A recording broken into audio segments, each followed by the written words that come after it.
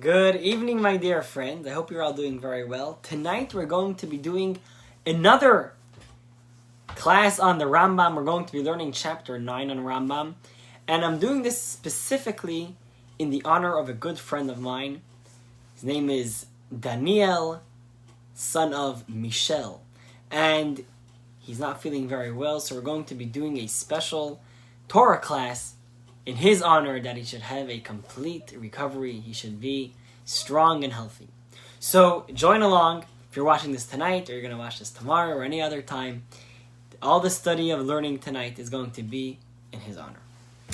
And tonight we're going to be learning the 9th chapter of the Laws of Blessings, and where the Rambam is discussing the blessings.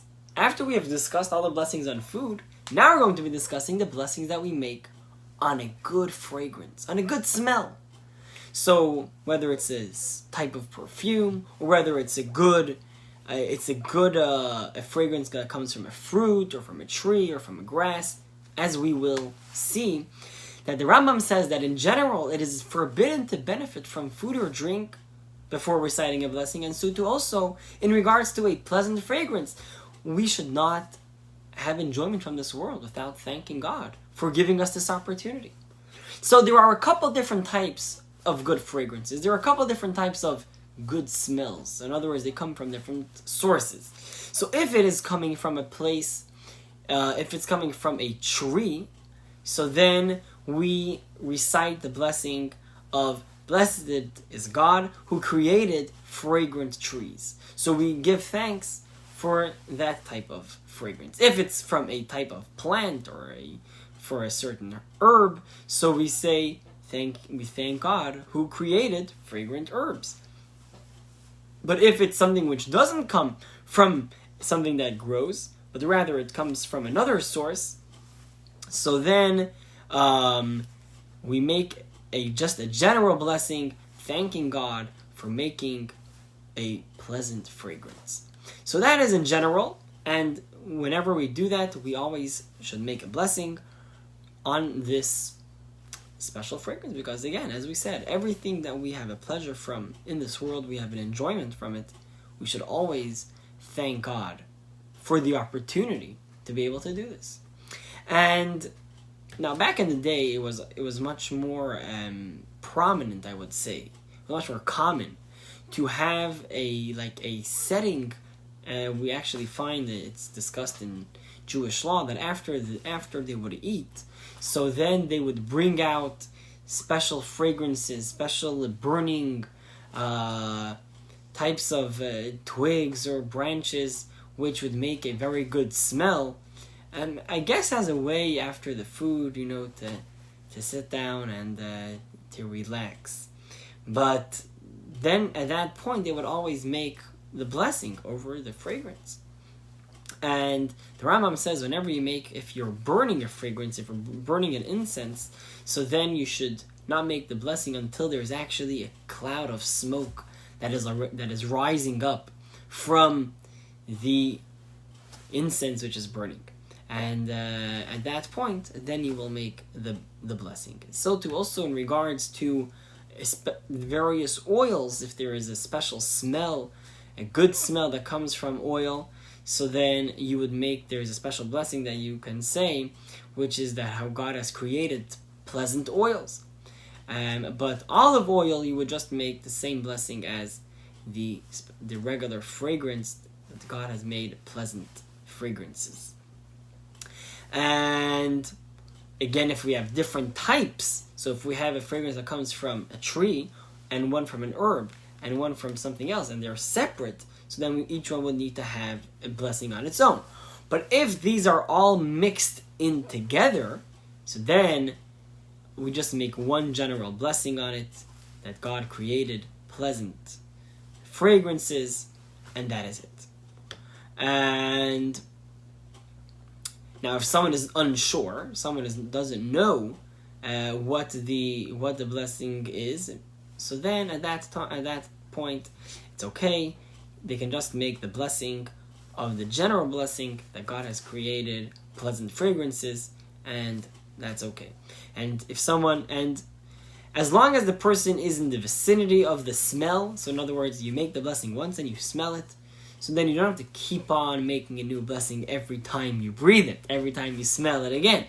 If you're still in the same place. So if a person walks into a perfume shop and there's some good smells, so you can make that blessing once for the whole duration of your stay in the store.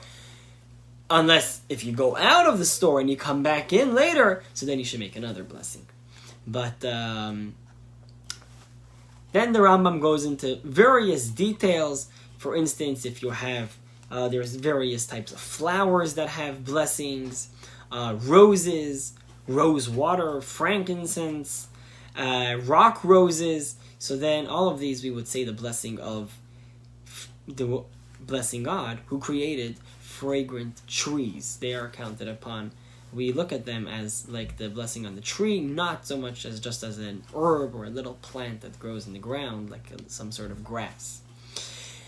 And the Rambam continues on and finishes off this chapter by saying that there are 3 types of smells, 3 types of fragrances where we would not actually make a blessing on them. And these are in 3 specific cases. Number 1, if it's a smell that we are not allowed to have pleasure from.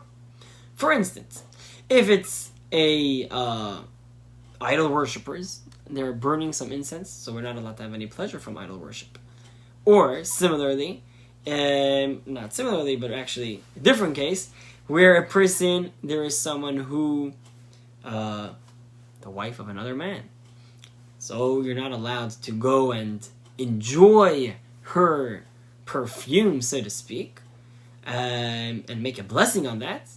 So that's some, there should be a certain separation, so to speak. Someone who is sexually forbidden on this person.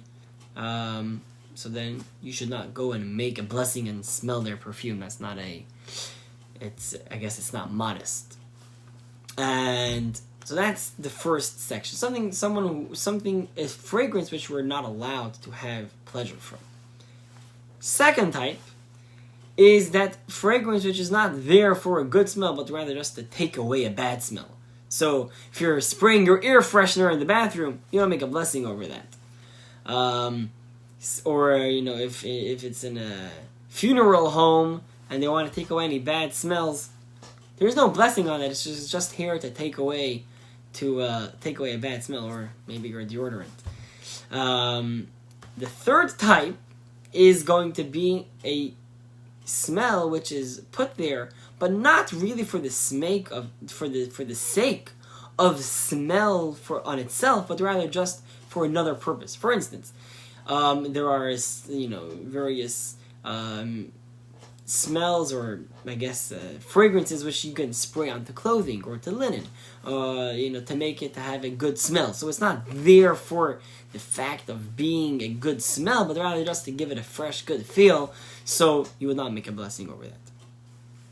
And if a person is walking around the city and he or she comes across a good smell somewhere coming out of somewhere, and they're wondering, should we make a blessing on this?